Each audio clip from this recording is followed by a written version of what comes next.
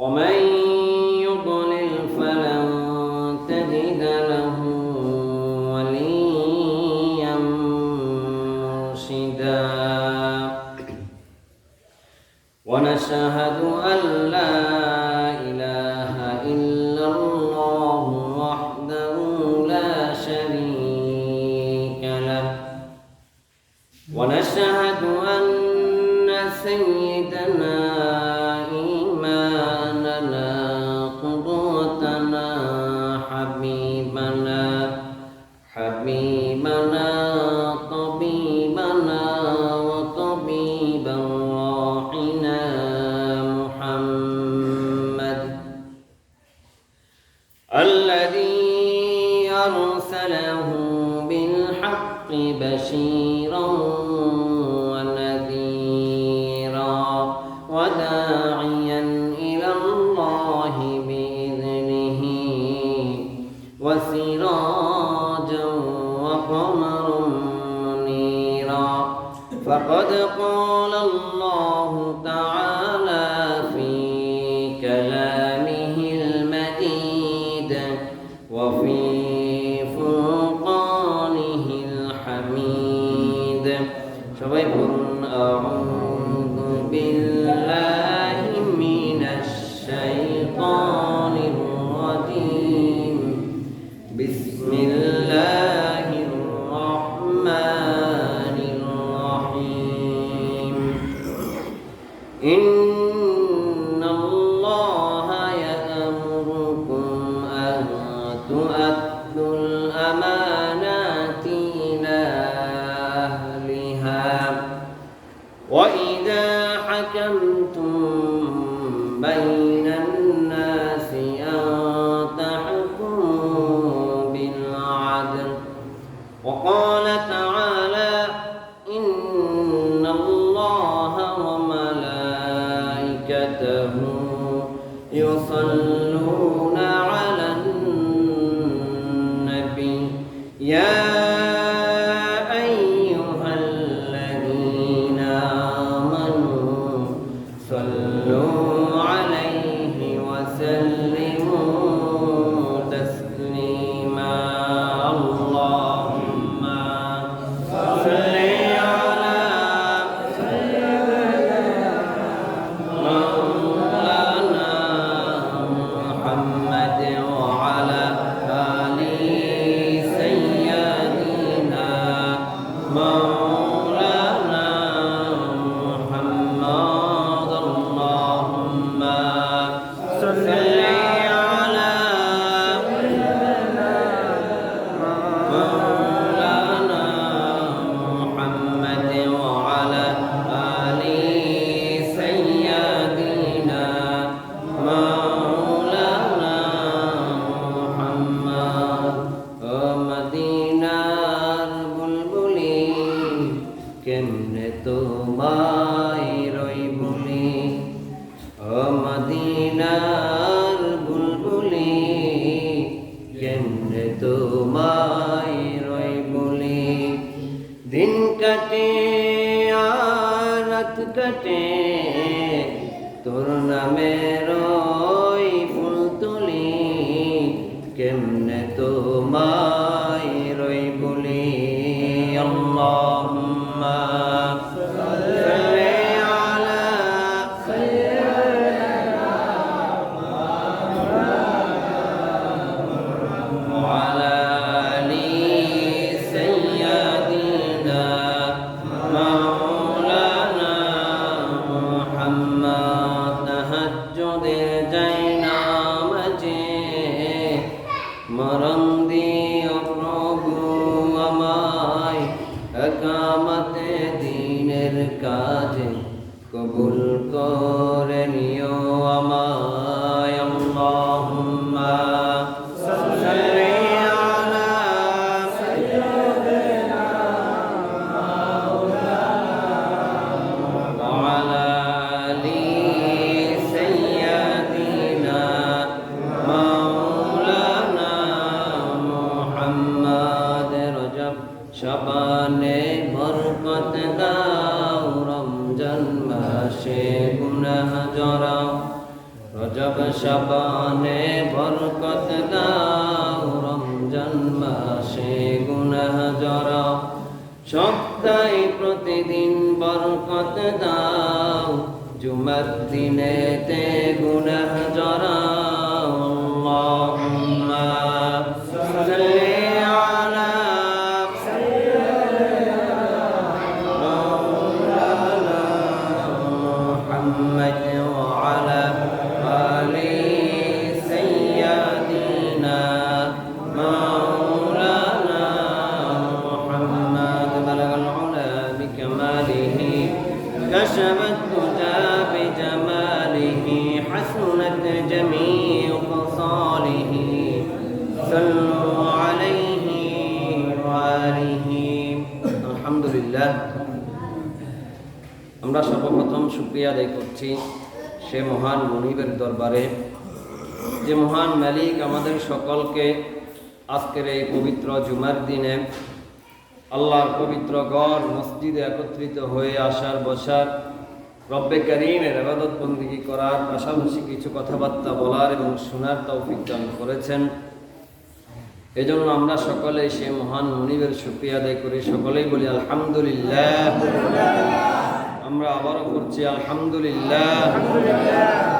তারই সাথে দুরূদ পাঠ করছি মানবতার মুক্তির দূত, সর্বকালের সর্বশ্রেষ্ঠ মহামানব, বিশ্বসভার সভাপতি, দু জাহানের বাদশাহ, সুদূর মদিনায় সবুজ গম্বুজের নিচে শাহিত সাইয়্যিদিনা মাওলানা মুহাম্মাদুর রাসূলুল্লাহ সাল্লাল্লাহু আলাইহি ওয়াসাল্লাম। কেমন আছেন সবাই? সম্মানিত সুধী, আমরা সব সময় প্রশংসা করব কার? জোরে বলুন কার? আল্লাহ পাক রব্বুল আলামিন আমাদেরকে ভালোবেসে এই যে বৃষ্টির মাঝেও রব্বে কারীম তার পবিত্র ঘরে আমাদেরকে আসার তৌফিক দিয়েছেন। আমাদের মতো এত অনেক ভাই আছে যারা এখনো পর্যন্ত আল্লাহর ঘর মসজিদে আসতে পারেনি, ঠিক কি না? তো আল্লাহ পাক রব্বুল আলামিন যাদেরকে ভালোবাসেন তাদেরকে দিয়েই তার কাজ করান, ঠিক কি না?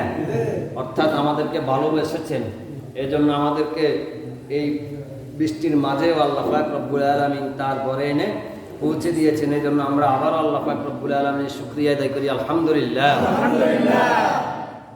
সম্মানিত সুধী, আমি আপনাদের সামনে আমার খুতবার শুরুতে সূরাতুন নিসা থেকে একটি আয়াত তেলাওয়াত করেছি। রব্বুল আলামিন আমাদের সকলকে ওই আয়াতের মধ্যে মেসেজ দিচ্ছেন। আল্লাহ পাক রব্বুল আলামিন আমাদেরকে আদেশ করছেন, রব্বে কারীম আমাদেরকে বলছেন, ইন্নাল্লাহা, নিশ্চয় আল্লাহ তাআলা, ইয়া'মুরুকুম, ইন্নাল্লাহা ইয়া'মুরুকুম, আল্লাহ তাআলা আদেশ করছেন। নিশ্চয় আল্লাহ তাআলা কি করছেন? কথা বলেন, কি করছেন? এটা কে বলতেছেন? আল্লাহ আবার আমাদেরকে জানিয়ে দিচ্ছেন, আল্লাহ নিজেই আদেশ করতেছেন আমাদেরকে। কি করতেছেন? আদেশ করতেছেন কে? কথা বলেন, কে করতেছেন? ইন্নাল্লাহা ইয়া'মুরুকুম, নিশ্চয়ই আল্লাহ তাআলা আদেশ করছেন, আন তুআদ্দুল আমানাতি ইলা আহলিহা। রব্বে কারীম আমাদেরকে আদেশ করছেন, আমাদেরকে জানিয়ে দিচ্ছেন, আন তুআদ্দুল আমানাতি ইলা আহলিহা, তোমাদের যাদের কাছে যার যে আমানত আছে, তোমাদের যাদের কাছে যার যে আমানত আছে, তোমরা তার আমানত তার কাছে পৌঁছে দাও। কার কথা? কথা বলেন, কার কথা? রব্বে কারীম আমাদেরকে জানিয়ে দিচ্ছেন, আল্লাহ পাক আদেশ করছেন। কি করছেন? আল্লাহ কি করছেন?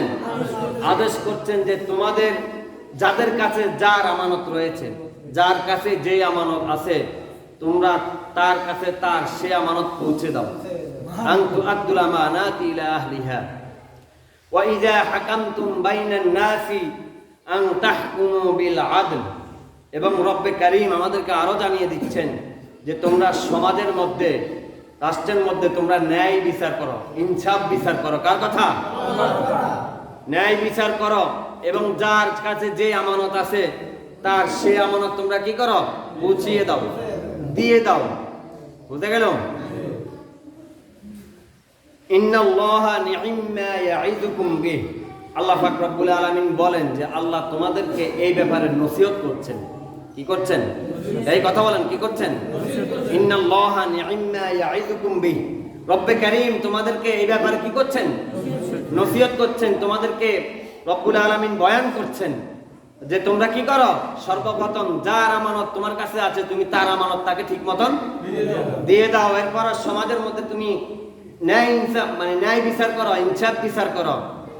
এই ব্যাপারে আল্লাহ পাক রব্বুল আলামিন তোমাদেরকে নসিহত করছেন, তোমাদেরকে বয়ান করছেন।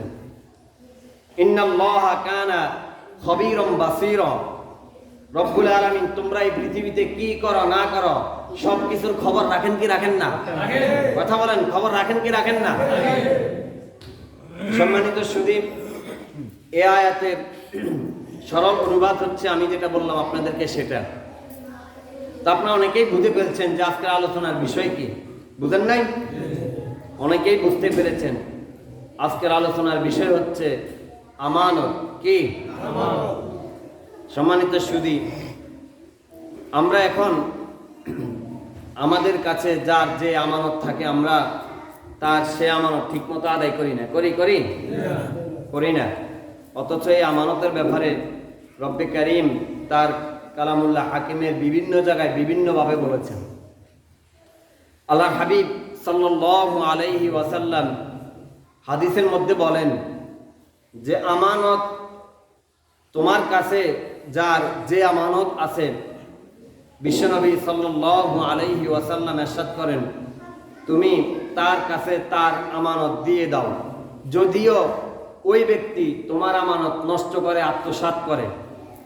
যদিও ওই ব্যক্তি তোমার আমানত কি করে, তোমার আমানত যদিও সেই ব্যক্তি আত্মসাৎ করে নেয়, নষ্ট করে ফেলে, কিন্তু তুমি তার আমানত নষ্ট করিও না, তুমি তার আমানত আত্মসাৎ করিও না। তোমার আমানত যদি সে নষ্ট করে ফেলে, তোমার আমানত যদি সে আত্মসাৎ করে ফেলে, কিন্তু তুমি কি করিও না, তার আমানত আত্মসাৎ করিও না, তার আমানত নষ্ট করিও না। তুমি তার আমানত তাকে কি করো, তুমি তার আমানত তাকে দিয়ে দাও। কথাটা কার? বিশ্বনবী সাল্লাল্লাহু আলাইহি ওয়াসাল্লাম। সম্মানিত সুধী, আবার রব্বুল আলামিন আমাদের সকলকে আমানতের ব্যাপারে রব্বে কারীম ডাক দিচ্ছেন। রব্বুল আলামিন বলেন ইয়া আইয়ুহাল্লাযীনা আমানু লা তাকুনু আমানাতিকুম ওয়া আনতুম তা'লামুন। রব্বুল আলামিন বলেন হে ঈমানদারেরা, ও আমার মুমিন বান্দারা, তোমাদের কাছে যে আমানত রয়েছে, যার যে আমানত রয়েছে, ইয়া আইয়ুহাল্লাযীনা আমানু লা তাকুনু আমানাতিকুম ওয়া আনতুম তা'লামুন। তোমরা তাদের সে আমানত তোমরা জেনে শুনে তার আমানত আত্মসাৎ করিও না। কার কথা? কার কথা?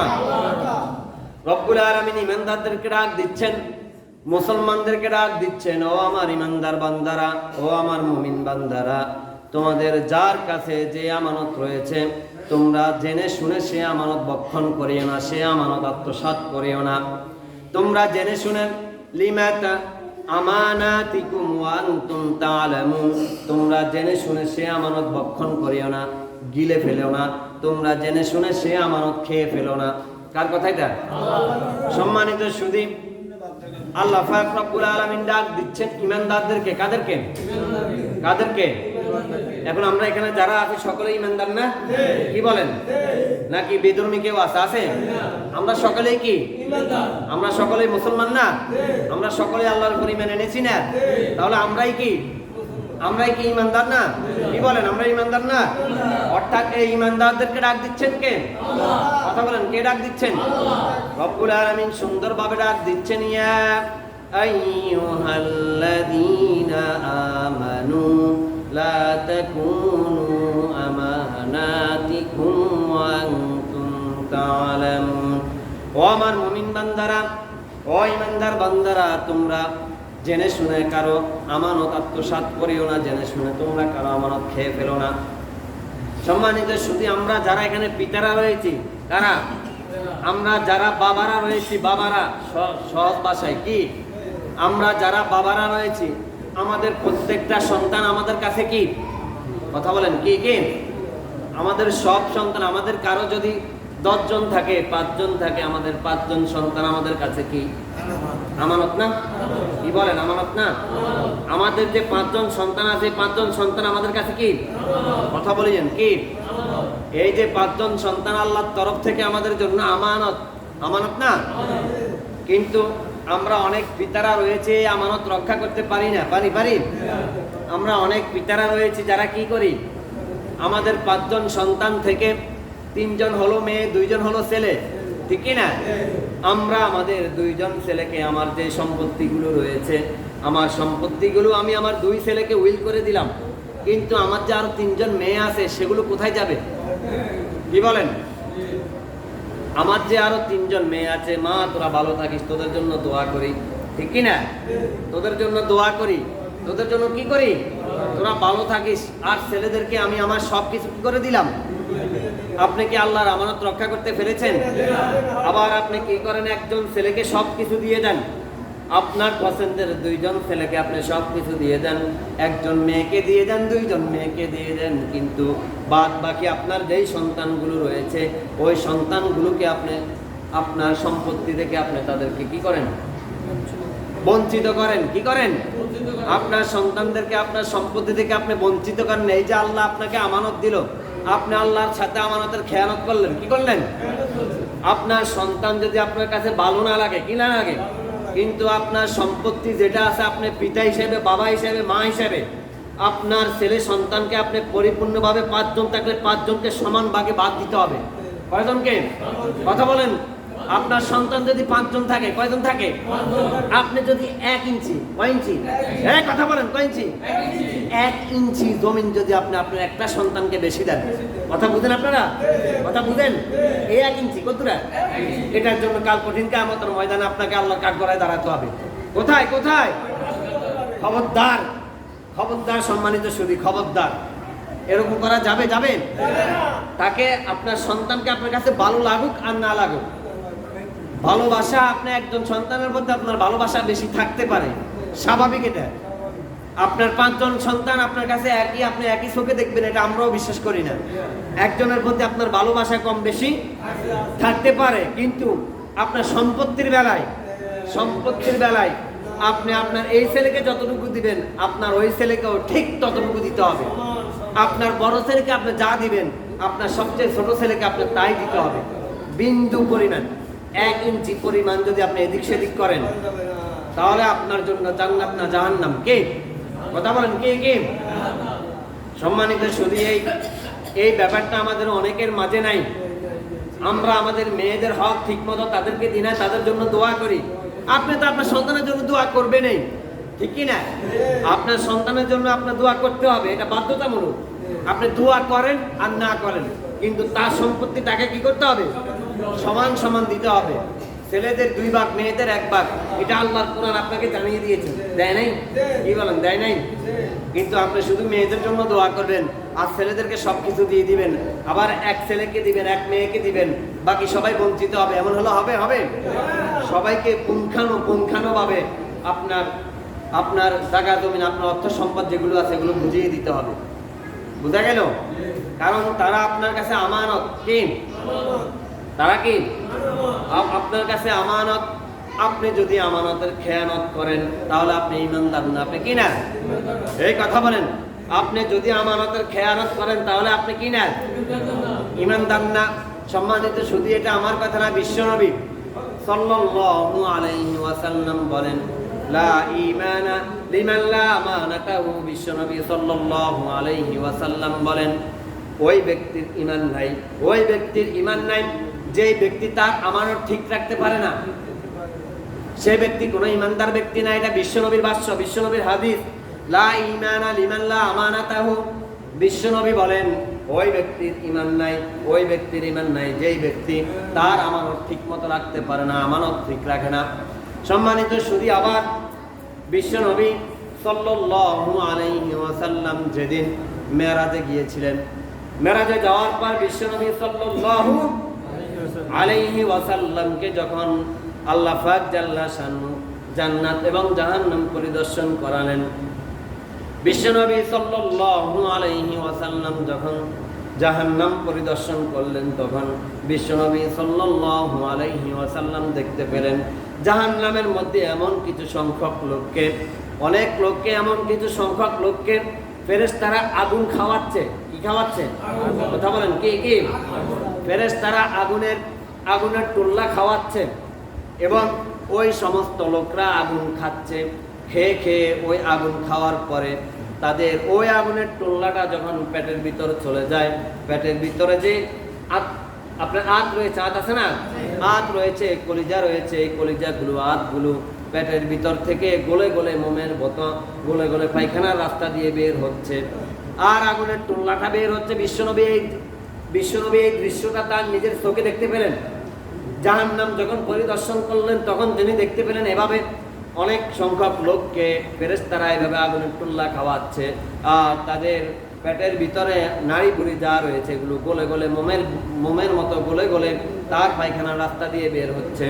বিশ্বনবী সাল্লাল্লাহু আলাইহি ওয়াসাল্লাম এই দৃশ্য দেখার পরে বিশ্বনবী সাল্লাল্লাহু আলাইহি ওয়াসাল্লাম সাইয়েদনা জিবরাইল আলাইহিস সালাতু ওয়াস সালামকে ডাক দিলেন, ও জিবরাইল, এদেরকে আল্লাহ পাক রব্বুল আলামিন এভাবে শাস্তি দিচ্ছেন কেন?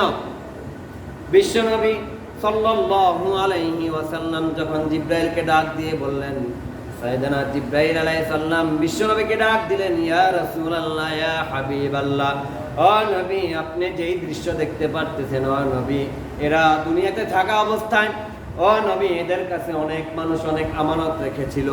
ও নবী, এরা কারো আমানত ঠিক মতো তাদেরকে পৌঁছে দেয় নাই, এরা আমানতের খেয়ানত করেছে। ও নবী, এরা আমানতের খেয়ানতদার। এই কারণে আল্লাহ পাক জাল্লা শানহু কিয়ামত পর্যন্ত এদেরকে এভাবে শাস্তি দিতে থাকবেন। নাউযুবিল্লাহ। কিয়ামত পর্যন্ত এদেরকে এভাবে শাস্তি দিতে থাকবেন। এরা আমানতের খেয়ানত করেছে। কি করেছে? কথা বলেন, কি করেছে? এরা আমানতের খেয়ানত করেছে। এই জন্য বিশ্বনবী বলেন এদেরকে কিয়ামত পর্যন্ত এভাবে শাস্তি দিতে থাকবেন। তাহলে বুঝেন যে আমানতের খেয়ানতের কি অবস্থা। আজকে আমরা আমানতের কিভাবে খেয়ানত করি। আমরা আমাদের বোনদের আমানত ঠিক মতো তাদেরকে দিই না, দিই। বাবা মরে যাওয়ার পর আমাদের বোনেরা আছে, এই বোনদের জায়গা জমিন যেগুলো তারা পেয়ে থাকে আমরা তাদেরকে বুঝে দিই না, আমরা নিজেরাই আত্মসাৎ করি। আমরা খেতে খেতে আমাদের পেটটা এত বড় হয়, এরপর আমাদের খাওয়া, এই কথা বলেন, এরপর খাওয়া শেষ হয় না। আমরা আমাদের বোনদের জমিগুলো মেরে দিই। এই যে আমানতের খেয়ানত করলাম, কি ভয়াবহ দৃশ্য বিশ্বনবী দেখে এসেছেন। এটা কি মিথ্যা কথা? এই কথা বলেন, এটা মিথ্যা কথা? বিশ্বনবী নিজ চোখে যেটা দেখেছেন এটা মিথ্যা? সম্মানিত সুধী, তাহলে আপনি যে আপনার বাগিনাদের আমানতের খেয়ানত করছেন, বাগিনাদের সম্পদগুলো মেরে দিচ্ছেন। আপনার বোন মরে গিয়েছে, আপনি বাগিনার সম্পদ খেয়ে ফেলছেন, বাগিনার সম্পদ মেরে দিলেন। আপনি যে আপনার বাতিদার সম্পদগুলো মেরে দিলেন। সম্মানিত সুধী, আপনাকে আল্লাহর কাঠগড়ায় দাঁড়াতে হবে, কিয়ামত পর্যন্ত আপনাকে আগুনের টুকরা খেতে হবে। কি করতে হবে? কি করতে হবে? সম্মানিত সুধী, এটা আল্লাহর আদেশ। আল্লাহ আপনাকে আদেশ করেছেন। কি করেছেন? এই কথা বলেন, কি করেছেন? আল্লাহ পাক রব্বুল আলামিন আপনাকে যেভাবে নামাজের আদেশ করেছেন, করেন নাই? নামাজ পড়ার কথা বলেন নাই? আল্লাহ পাক আপনাকে আদেশ করেছেন রোজা রাখার জন্য, আদেশ করেছেন কে? যাকাত দেওয়ার জন্য আদেশ করেছেন কে? আবার হজে যাওয়ার জন্য আদেশ করেছেন কে?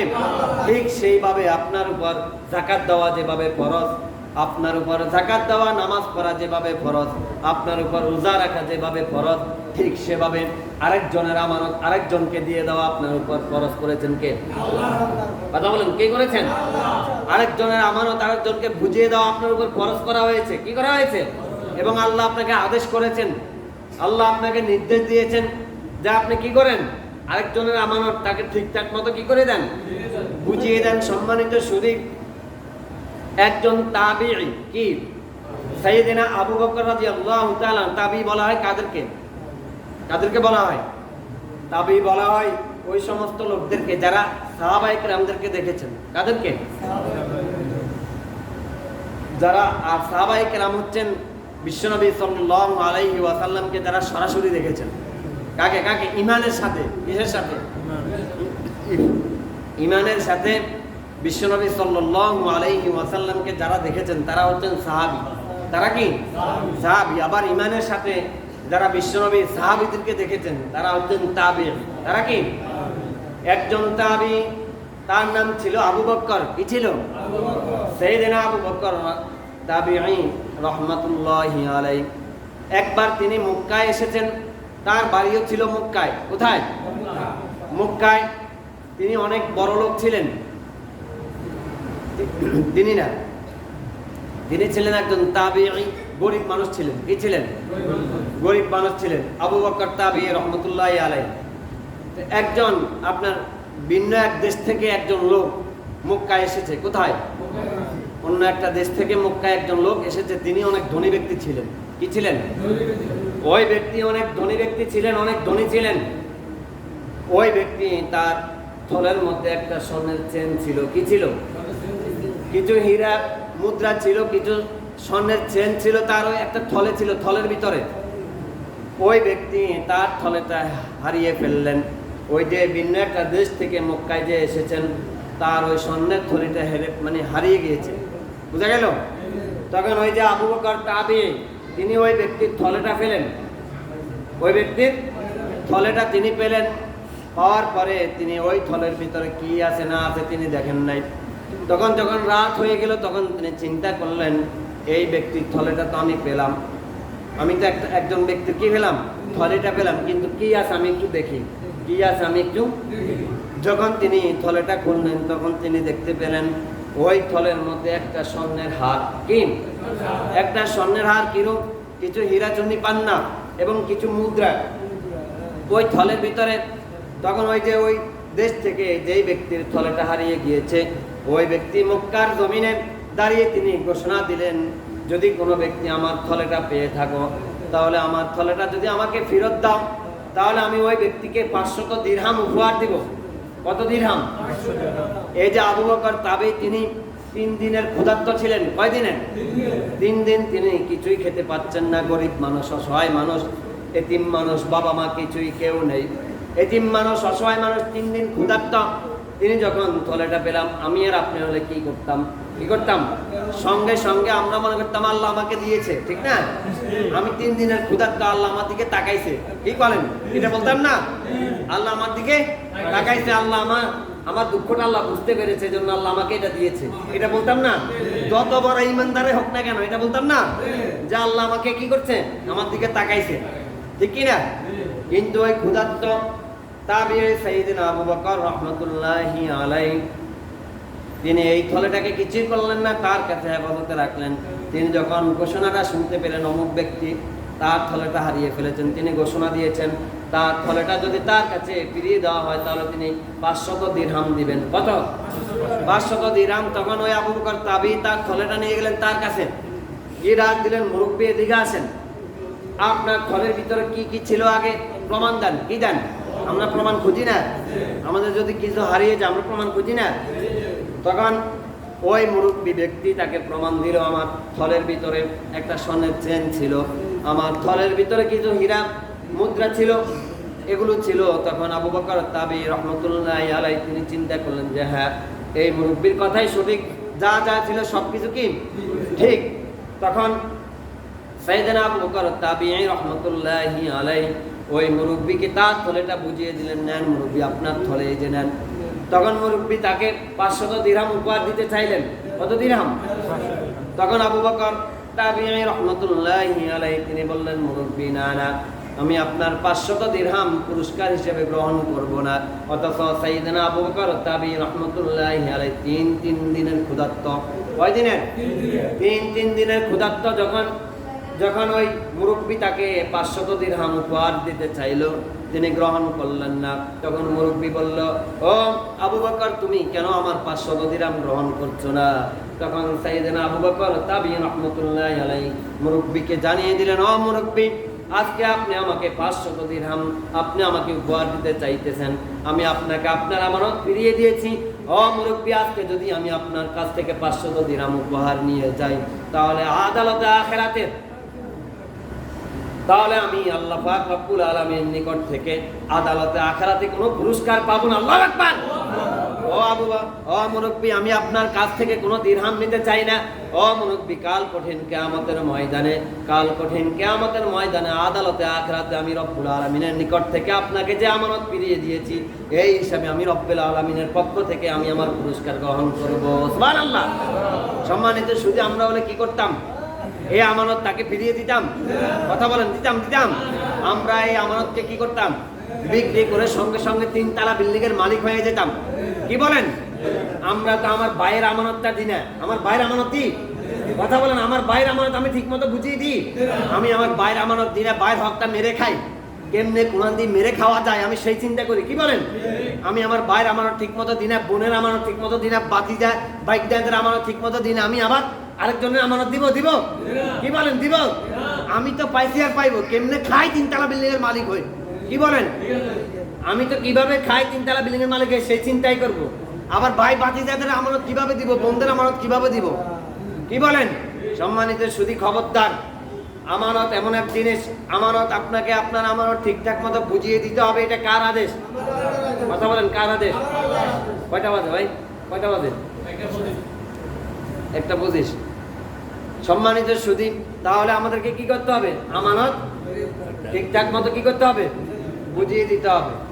যাই হোক, যেই কথাগুলো বললাম, আল্লাহ পাক রব্বুল আলামিন আমাদের সকলকে যার আমানত যেভাবে রয়েছে আমরা তার আমানত তাকে ঠিকঠাক মতো বুঝিয়ে দেওয়ার তৌফিক দান করুন। আমরা বলি আমিন। ওয়া আখিরু দাওয়ানা আলহামদুলিল্লাহি রাব্বিল আলামিন। যারা